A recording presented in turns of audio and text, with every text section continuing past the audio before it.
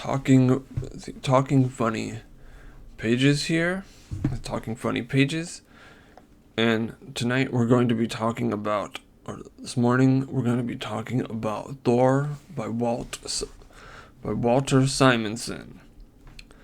One of the things that I love about this comic is just the scope of it and the epic storytelling. Like, Simonson is not a fantastic writer, but when he was writing Thor, he understood how to tell an epic story, and he did just that. Like, his art and storytelling in his art was absolutely the best. And, like, you can tell, like, this is awesome right here, this lettering. And I always say, what made this comic work, to me, besides the lots and lots of thought bubbles, was the storytelling of it and the scope of this series. It works on such a fantastic level. And it's his transitions from panels and his layouts are obviously, I don't want to say unparalleled, because there are better storytellers and artists than him.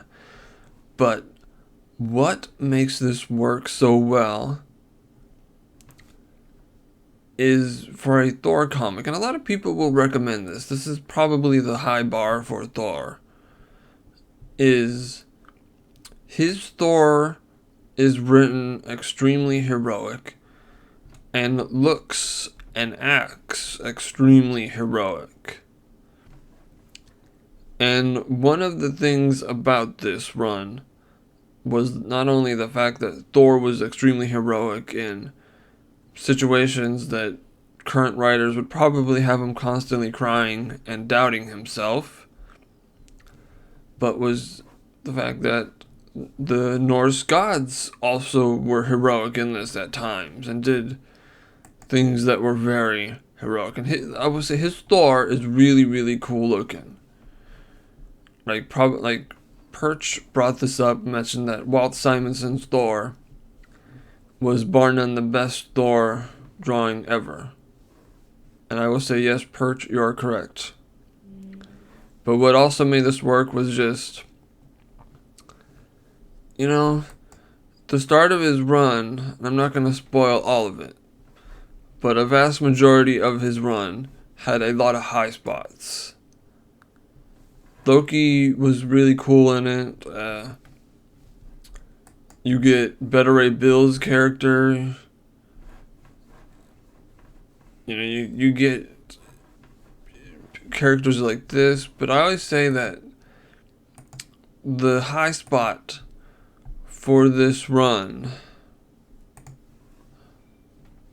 is the scope of the storytelling. It's things like this. When you get elements like this in Thor, and it does happen a lot, it keeps you on the edge of your seat, and it keeps you interested in buying the book. And I'm wondering, like, what the sales were for this book when it came out, because it probably was really high.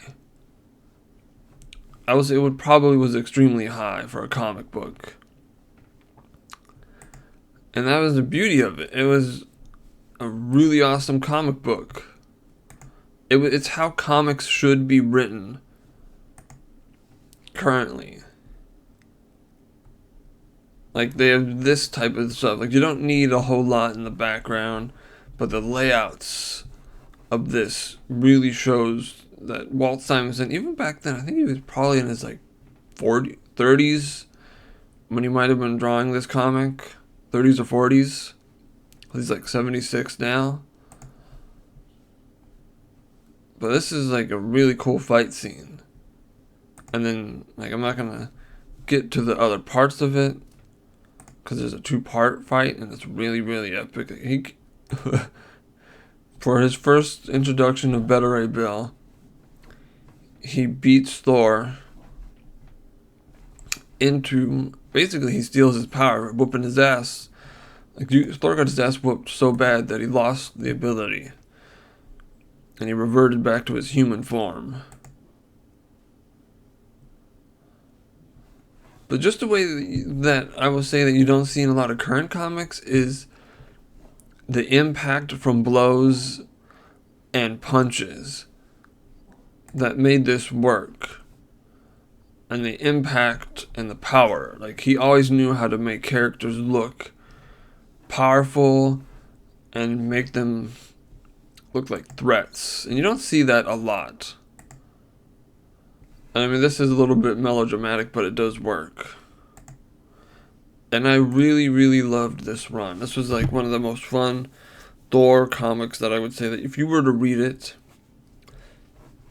like, look at these layouts of this comic right here, this page.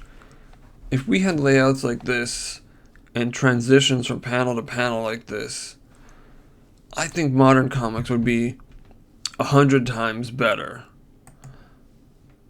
And then, like, you get stuff like this.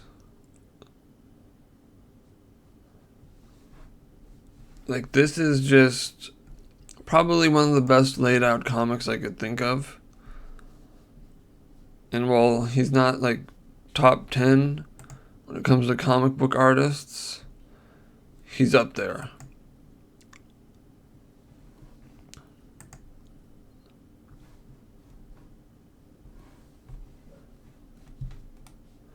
But this is going to be a little bit of a short video, but I would say I recommend Walt Simonson's Thor run if you could find the omnibus or get it digitally. It is a fantastic read, and it's something that probably Donny Cates should start reading, even though he's going to pretend like he's never heard about it. And, you know, and Jason Aaron and all that stuff. They should read a lot of this stuff and understand how to write the character properly. It's like, but Randy, they don't got time to read this stuff. No, but you know why this run was so fantastic? Because Walt Simonson was a fan of the Journey into Mystery comics that Stan Lee and Jack Kirby were doing at the time.